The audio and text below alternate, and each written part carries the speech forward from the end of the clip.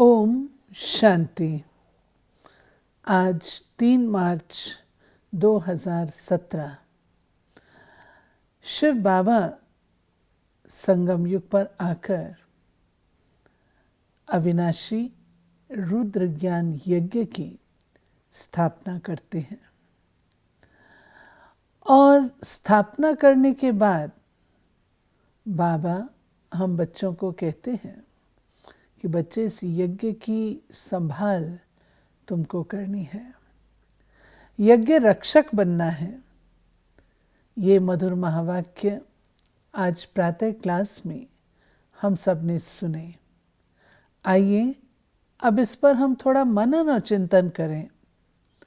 बाबा के वे महावाक्य हमारे लिए कौन सी धारणा मजबूत करा रहे हैं। बाबा बोले, मीठे बच्चे, तुम ब्राह्मण हो यज्ञ रक्षक। ये यज्ञ ही तुम्हें मन इच्छित फल देने वाला है। जबकि शिव बाबा यज्ञ की स्थापना करते हैं तो यज्ञ की रक्षा भी तो स्वयं कर सकते हैं। लेकिन बाबा ब्राह्मणों को क्यों कहते हैं कि आप यज्ञ रक्षक हो? ऐसा है कि परमपिता परमात्मा विधि और विधान बनाने वाले विधाता हैं।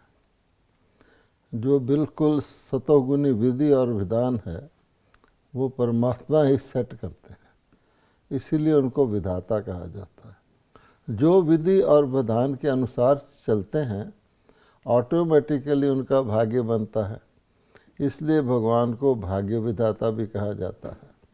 अब विधि विधान में कर्मों की फिलॉसफी आती है कि जो करेगा सो पाएगा। अब परमपिता परमात्मा इस प्रकार से ना तो कर्म करते हैं ना उसका फल पाते हैं, वो तो कर्म और फल से ऊपर हैं। तो इसलिए भगवान कहते हैं कि सृष्टि चक्र में आपको ही करना है, आपको ही पाना है। इसलिए यज्ञ की रक्षा अर्थात जो परमात्मा कोई अग्नि का यज्ञ नहीं है, ये बहुत बड़ा रुद्र गीता ज्ञान यज्ञ रचते हैं जिसको ब्रह्मा कुमारी ईश्वरी विश्वविद्यालय भी कहते हैं, विश्वव्यापी है। उसमें बहुत सारी चीज़ों का ध्यान रखना पड़ता है। उस संभाल को बाबा कहता है, तुम यज्ञ की रक्षा करते हो और मैं तुम्हारी रक्षा करता हूँ। जो रक्षा करने वाले हैं यज्ञ की, उनका रक्षक भगवान है।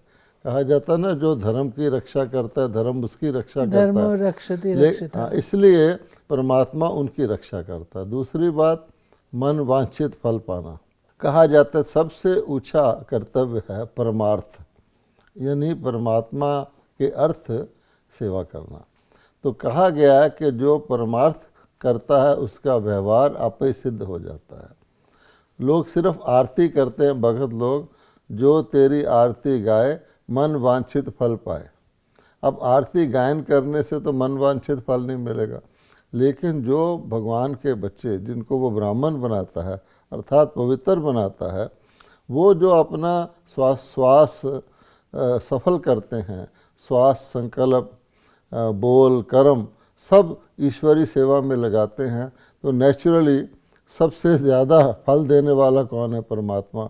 इसलिए वो कहते हैं कि मैं ये यज्ञ ऑटोमेटिकली तुम्हारे मन वांछित फल, इच्छा भी नहीं रखनी पड़ेगी, इच्छा मात्रम अविद्या, ऑटोमेटिकली पूरे होंगे। ये आप देखेंगे हम सब ब्रह्मा कुमार कुमारियों का अनुभव है। बाबा ने आज 2 बातें प्रमुख रूप से बताई हैं जिससे कि हम सब दुखों से छूट सकते हैं। एक तो बाबा ने ये कहा है कि प्यार से यज्ञ की सेवा करो, और दूसरा कहा है बाप को प्यार से याद करो तो कभी भी दुखी नहीं होंगे। बच्चे, बाप के सिवाय कोई भी मित्र संबंधी दोस्त आदि को याद ना करो। बंधन मुक्त बन प्यार से यज्ञ की संभाल करो तो मन इच्छित फल मिलेगा। फिर बाबा ने इसमें मन वांछित फल पाने की विधि बताई है। एक तो ये है कि यज्ञ की सेवा प्यार से करो, यानी दिल से करो। दुनिया में भी सर्विस करते हैं लोग, गवर्नमेंट सर्विस करते हैं, किसी की सेवा करते हैं, वो ड्यूटी समझ के करते हैं। यहाँ ड्यूटी नहीं है, अपना यज्ञ है, भगवान का यज्ञ है। और उस प्यार से सेवा करने के लिए विधि क्या है? प्यार से परमात्मा को याद करो, क्योंकि परमपिता परमात्मा का ही रचा हुआ ये सर्वश्रेष्ठ यज्ञ है, जिसका वर्णन स्वयं भगवान ने गीता में भगवानोवाच के रूप में किया है कि कल्प की आदि में ब्रह्मा जी ने यज्ञ रचा, जिससे ब्राह्मण उत्पन्न हुए और वृद्धि को पाए। तो ऐसे यज्ञ को प्यार से सेवा करने के लिए जो सबका यज्ञ का रचयिता है परमात्मा, उसको जब हम प्यार से याद करेंगे, जब हम किसी हेड को प्यार से याद करते हैं तो उसकी सारी रचना से हमारा प्यार हो जाता है। तो फिर बाबा कहते हैं इसमें विघ्न क्या आएगा कि जो तुम्हारे लौकिक मित्र संबंधी इत्यादि हैं उनको याद ना करो, क्योंकि निर्बंधन होके करो। जो व्यक्ति बंधन वाला है उसको तो दोनों तरफ खींच पड़ेगी, वो दो बेड़ी में सवार हो जाएगा। ऐसे के लिए कहा जाता है ना माया मिलनी ना राम। तो भगवान कहता है कि जब मैं तुम्हारी सब इच्छाएं पूर्ण करने वाला हूँ, सभी संबंधों का सुख भी देने वाला हूँ, मैं हूँ ही दुख हरता सुख करता, किसी भी लौकिक से याद ना करने से आप बंधन मुक्त रहोगे। ये बहुत ज़रूरी चीज़ है, क्योंकि यज्ञ हमें हर प्रकार के कर्म बंधन से मुक्त करता है। और अगर हम बंधन युक्त हुए, लौकिक के साथ रखा, तो बाबा कहते हैं कि बंधन मुक्त कब बने। गीत आज का बहुत अच्छा है, बचपन के दिन भुला न देना, परंतु सवाल उठता है कौन सा बचपन। भगवान कहता है कि बचपन कहते हैं बच्चे को। तो दुनिया में संसारिक रूप से भी बचपन होता है, और बच्चा जो होता है वो बिल्कुल अबोध होता है, बिल्कुल इनोसेंट होता है। बच्चे को इनोसेंट या सेंट भी कहा जाता है। उसमें किसी प्रकार का भाव स्वभाव देह अभिमान नहीं होता। आप देखेंगे स्कूल बस जा रही है, बच्चे जा रहे हैं, आप उसके पीछे किसी कार में जा रहे हैं, वो बच्चे आपको देख कर कितना मुस्कुराएंगे, हंसेंगे, टाटा करेंगे, जब तक वो बस ओझल नहीं हो जाएगी वो करते रहेंगे। तो भगवान कहता है वो बचपन इनोसेंस कहलाती है, गोल्डन पीरियड कहलाता है, उसमें किसी को कोई फिक्र नहीं होता। इसी प्रकार से ये ईश्वरीय जीवन का भी बचपन है। जब हम कहते हैं हम बाबा के बच्चे हैं, तो बच्चे में तो बचपन हो गया ना। बच्चे की हर जो कुछ भी रिक्वायरमेंट है या जो भी उसका है, पिता पूरी करता है, माता पिता पूरी करते हैं। तो चाहे हमारी आयु कुछ भी हो, तो हम परमात्मा की संतान है। तो भगवान कहता है क्योंकि तुम्हारा मर्जीवा जन्म है, तुम मेरे गोद के अडॉप्टेड चिल्ड्रन हो। तो कई बार मनुष्य आत्माएं ज्ञान मार्ग पे चलते चलते बचपन को भूल जाती हैं और अपनी आयु को देखने लग जाते हैं, अपने लौकिक अनुभव को देखने लग जाते हैं, अपनी डिग्रीज और पोजीशन को देखने लग जाते हैं, अपनी प्रॉपर्टी को देखने लग जाते हैं, तो बच्चे से बड़े बन जाते हैं। तो भगवान कहता है बच्चे रहोगे, बड़े बड़े कहना, सदा सुखी रहना, बड़े कहावना दुख पाना। तो ये बॉडी कॉन्शियस आ जाती है। बाबा कहते हैं आज की दुनिया कैसी हो गई है। हाँ, कितना सुंदर देवी देवता मैंने आप बच्चों को बनाया था, और आज तुम्हारी सीरत बिल्कुल बंदर जैसी हो गई है। सूरत मनुष्य की है, सीरत बंदर की है। और बाबा हम बच्चों को बंदर से मंदर अर्थात देवता बनाते हैं। अब देखिए इस दुनिया में भी कोई व्यक्ति बहुत बड़ा हो, बड़ा मान्य हो, मान लो कोई राजा है, कोई बहुत बड़ा व्यक्ति है, हर चीज़ उसको प्राप्त है, लेकिन अगर उसका एक ऐसे स्टेज आ जाए जिसमें वो भिखारी बन के मांगता फिरे, दुखी हो, ना उसकी कोई संभाल करने वाला हो, डिप्रेशन में सदा रहे, तो लोग उसको देख कर ख़ास तौर पे कहते हैं, भिखारी तो दुनिया में भी होते हैं, कि देखो ये व्यक्ति, ये लखनऊ का नवाब था, इतना बड़ा व्यक्ति था, क्या इसकी ठाट बाट थी, और आज देखो ये सड़क के किनारे पड़ा है, तो तरस आएगा ना। इसी प्रकार से भगवान कहते हैं वो तो एक जन्म की बात है, मैंने तुमको यानी देवी देवता जिसको कहा जाता है God created man in his own kind, तो परमात्मा ने कैसी मनुष्य सृष्टि रची थी। आजकल के मनुष्यों को थोड़ी गॉड ने रचा होगा। आज जो आबादी बढ़ रही है, आज की जो दुनिया में स्थिति है, छोटे बच्चों की भी क्या हालत है, तो परमात्मा की वो रचना तो नहीं है। तो वो देवी देवता जो परमात्मा ने रचे, जिसको कहा जाता है कि गॉड्स एंड गॉडेसेस कहलाए, भगवान कहता है उससे आज तुम्हारी क्या दशा होगी। सूरत तो देवताओं की भी मनुष्य की होती है और असुरों की भी मनुष्य की होती है, लेकिन सीरत जो है ना, कहा जाता है सूरत इंसान की, सीरत हैवान की। इसलिए बाबा ने हमें ज्ञान दिया है कि man was never a beast nor he will ever become a beast. कई तो कहते हैं ना मनुष्य पशु योनियों में चले जाते हैं, no, but today he has become worse than a beast. आज मनुष्य पशु से भी तुच्छ हो गया। बाबा ने आज सौभाग्यशाली और महान भाग्यशाली इन बातों की व्याख्या की। बाबा कहते हैं कि मेरी नज़रों में सौभाग्यशाली कौन? जो बंधन मुक्त है उनके लिए अहो सौभाग्य है। लखपति करोड़पति से भी वो महान सौभाग्यशाली हैं जो बेहद के बाप से अपना वर्षा लेते हैं। जिसका बंधन टूट गया उनका भी कहेंगे अहो सौभाग्य। जो बंधन मुक्त बन बाबा से वर्षा लेते उनकी कितनी तकदीर खुल जाती है। बाहर तो रौरव नर्क है, दुख के बिगर कोई सुख नहीं है। अब बाप कहते सब चिंताओं को छोड़ यज्ञ की सर्विस प्यार से करो, धारणा करो। पहले पहले अपना जीवन हीरे जैसा बनाना है श्रीमत पर। अब बाबा कहते हैं दुनिया में भी सौभाग्यशाली, पद्मा पदम भाग्यशाली, पद्मपति भी कहते हैं लोगों को, कौन है? तो बाबा कहते हैं दुनिया के हिसाब से तो धनवान करोड़पति अरबपति को सौभाग्यशाली कहेंगे, लेकिन ये कलयुग है। कलयुग में सिर्फ धन तो नहीं होता, धन के साथ हेल्थ भी चाहिए, हैप्पीनेस भी चाहिए। तो इस दुनिया में है ही नहीं जब है ही कलयुग। इसलिए भगवान कहता है कि मेरी दृष्टि में वो सौभाग्यशाली है जो निर्बंधन है, बंधन मुक्त है। दुनिया में लोग मांगते भी क्या हैं? परमात्मा से क्या मांगते हैं? मुक्ति मांगते हैं, जीवन मुक्ति मांगते हैं, सदगति मांगते हैं। तो बाबा कहता है उस सदगति को पाने के लिए भी पूरा समय जो लगा सके, क्योंकि कहीं किसी की सेवा में भी लगाओगे तो उसी अनुसार प्राप्ति होगी। कोई राष्ट्रपति का ड्राइवर भी है, उसका अपना सुख होता है, लेकिन जो परमपिता परमात्मा की डायरेक्ट सेवा करे, जब वो यज्ञ रचते हैं तो उसमें एक एक सेकंड, एक एक पल, एक एक श्वास का कितना मूल्य है, क्योंकि उससे जो प्राप्ति होती है वो सतयुग में देव पद की होती है।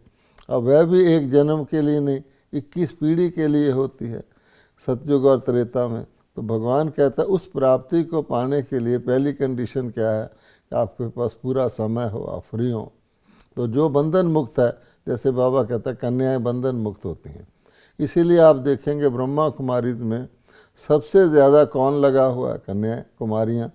फिर बाबा कहता है एक तो नेचुरली बंधन मुक्त हैं, एक बन जाते हैं बंधन मुक्त अपनी हिम्मत से कि भगवान हमें मिला है, मेरा तो शिव बाबा एक दूसरा ना कोई, वो बंधन मुक्त बन जाते हैं। वो चाहे ग्रस्त में भी रहते हैं, युगल भी होते हैं, संत परिवार भी होते हैं, पूरे ही लग जाते हैं, वो भी कहता है महान भाग्यशाली है, सौभाग्यशाली। इसलिए बाबा कहता है कि बंधन मुक्त बहुत आवश्यक है और बंधन मुक्ति इतनी बड़ी प्राप्ति कर सकता है। बाबा कहते इतना पर्याप्त नहीं है, तुम्हें अपना स्वभाव भी बहुत अच्छा रखना है, सतो प्रधान बनना है, नहीं तो सतो प्रधान राज्य में ऊंच पद नहीं पा सकेंगे। यज्ञ से जो कुछ मिले वो स्वीकार करना है। बाबा अनुभवी है, बल कितना भी बड़ा जौहरी था, कहाँ आश्रम में जाएंगे तो आश्रम के नियमों पर पूरा चलेंगे। वहाँ ऐसे नहीं मांगा जाता हमको फलानी चीज़ दो, बड़ा रॉयल्टी से जो सबको भोजन मिलता है वही खाया जाता है। इस ईश्वरी आश्रम में बड़ी शांति चाहिए। बाबा संसारिक तौर पे भी बताते हैं कि रॉयल्टी ये नहीं होती कि आप गोल्डन कुर्सी पर बैठ जाएं, लेकिन रॉयल्टी एक नेचर की होती है कि व्यक्ति का स्वभाव जो है वो फराख दिल होता है, विशाल बुद्धि होता है, दरिया दिल होता है, उसकी हर बोल से कर्म से झलकता है। तो इसलिए भगवान कहा जाता है ना कि a greedy king is like a beggar, एक विकार है लोभ का, and a contented beggar is like a king, अब कंटेंटेड बेगर है वो बादशाह है। इस तरह से भगवान कहता है कि सतयुग में जहाँ तुमने जाना है वहाँ पूरा संतोष है, पूरी रॉयल्टी है, वहाँ की पॉपुलेशन का नाम ही है देवी देवता अर्थात देने वाले। लेने की इच्छा ही नहीं, लेने इच्छा मात्रम अविद्या, लेने की आवश्यकता ही नहीं। इसीलिए कहते हैं मांगने से मरना भला। अब मांगना रॉयल भी होता है, तो रॉयल मांगना क्या होता है कि किस आश्रम में गए, जैसे बाबा का आश्रम है, थोड़ा लोभ कर लिया, कोई चीज़ ज़्यादा मांग ली, कोई चीज़ ज़्यादा खा ली, वो समझते नहीं हैं कि भगवान का आश्रम है। इसमें हमें ये गुण सीखना है कि जो नियम है, मर्यादा पुरुषोत्तम बनना है, नियम और मर्यादा के अनुसार चलना है, क्योंकि कुछ एक्स्ट्रा ये उश्रृंखलता है, मन की चंचलता है, और ये कोई रॉयल्टी नहीं है, इससे हमारे संस्कार नहीं बदलेंगे।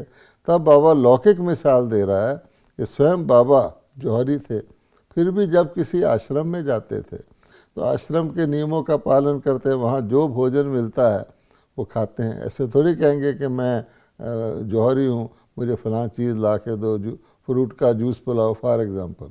तो बाबा कहते हैं उसी में ही शक्ति प्राप्त होती है, दुनिया में भी। इसी प्रकार से ये तो भगवान का रचा हुआ आश्रम है, तो इसमें उसी नियमों के ऊपर चलना। दुनिया में लोग भी देखिए कभी तीर्थ पे जाते हैं तो पवित्र रहते हैं, क्योंकि नियम है तीर्थ यात्रा का। इसीलिए भगवान कहता है कि यहाँ अगर सफलता पानी है तो पहली बात है मर्यादाओं के अंदर रहना। मर्यादा तोड़ी तो आपका कितना भी ज्ञान सुनाएं, कितनी भी धारणा करें, सेवा करें, आपको शक्ति नहीं मिल सकती। बाबा तो हम बच्चों को सब प्रकार की शिक्षा देते हैं, उसमें ये भी बाबा कहते हैं बच्चे सर्विस के लायक बनो। अगर सर्विस लायक न बने तो कल्पांतर पद भ्रष्ट हो जाएगा। अंधों की लाठी बन, ये महामंत्र सबको देना है, यही संजीवनी बूटी है। कोई कोई को माया बिल्कुल बेहोश कर देती है, लेकिन हनुमान भी तुम ही हो, नंबरवार महावीर बनते हो। बहुत हैं जो बेहोश हो पड़े, उनको होश में लाना है। देह में भी मोह नहीं रखना है, मोह रखना चाहिए बाप और अविनाशी ज्ञान रत्नों से। अब बाबा ने बताया है कि चलते चलते यहाँ जो जीवन बनाने आए हैं वो भूल करके ये समझने लग जाते हैं यहाँ जीवन बिताने आए हैं। तो उसका नतीजा क्या होता है कि अपना लक्ष्य जो है हमें सेवा करनी है। अगर आपने राजा बनना है, दुनिया के अंदर भी आज की दुनिया में जब राजा नहीं है, इलेक्शन होता है।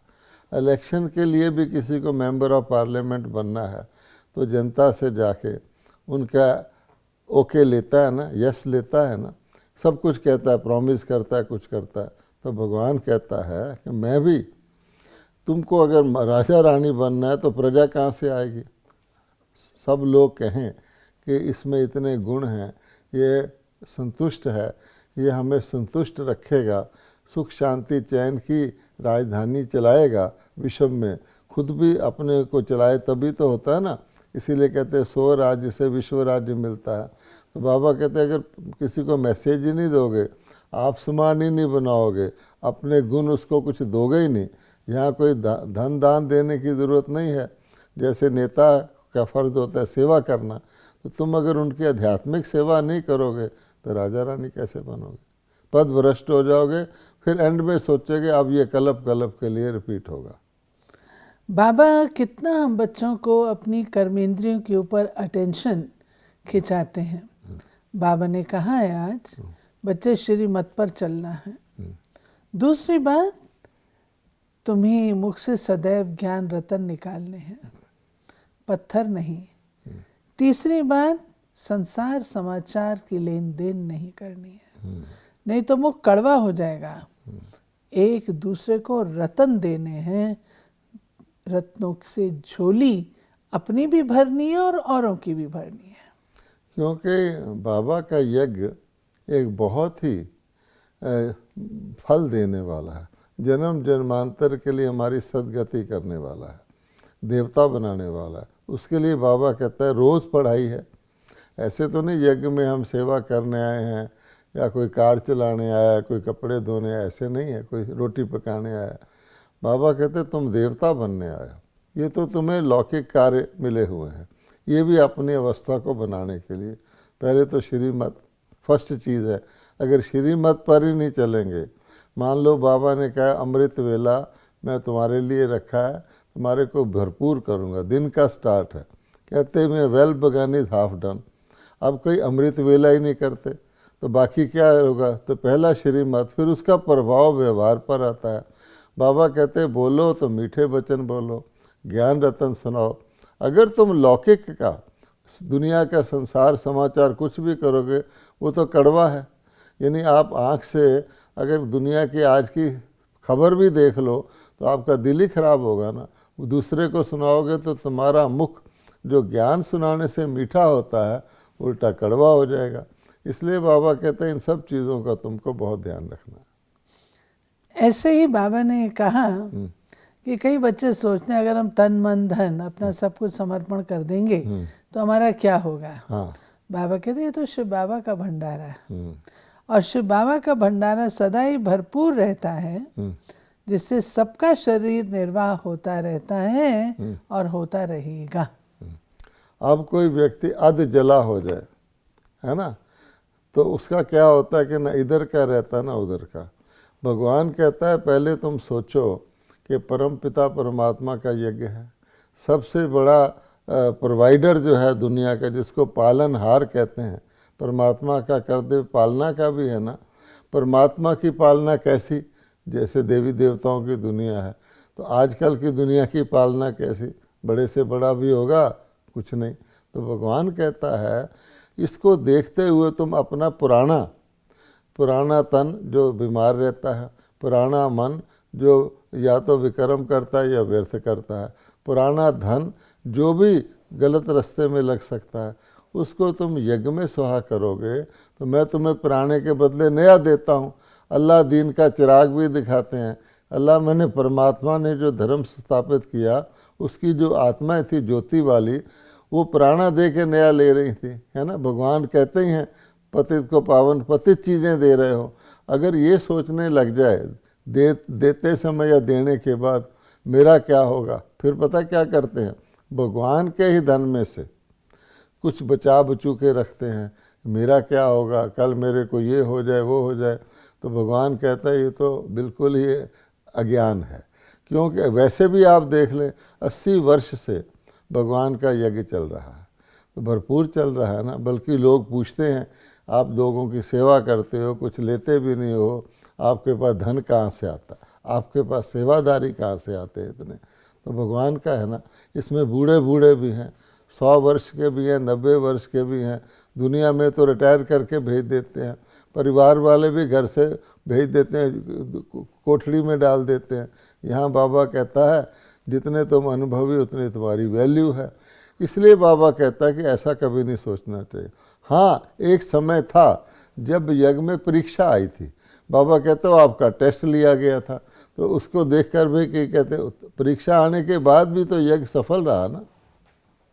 बाबा कहते हैं कि बच्चों को बल्कि बाप पर वारी जाना चाहिए। बाबा आप जिस सर्विस में ये चाहें उसे लगा दें, मैं आपका हूँ।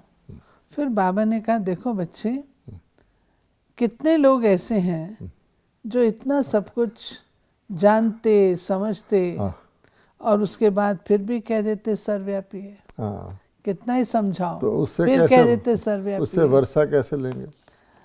तो आज की मुरली का वरदान है कम समय में संपूर्णता की श्रेष्ठ मंजिल को प्राप्त करने वाले डबल लाइट भाव। डबल लाइट अर्थात ऊंचा रहने से किसी भी प्रकार का प्रभाव प्रभावित नहीं कर सकता।